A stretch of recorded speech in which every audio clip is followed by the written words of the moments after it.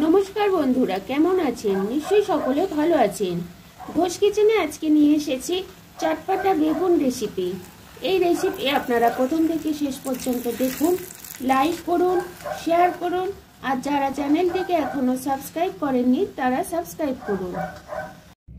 চটপটা বেগুন বানানোর জন্য আমি বেগুনগুলোকে এরকম লম্বা করে কেটে নিয়েছি এবং বেগুনের আমি এই সামনের বৃন্তটা কিন্তু রেখে দিয়েছি।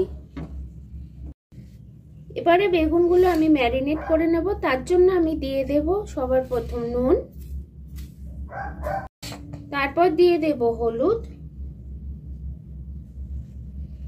তারপর দিয়ে দেব লঙ্কা গুঁড়ো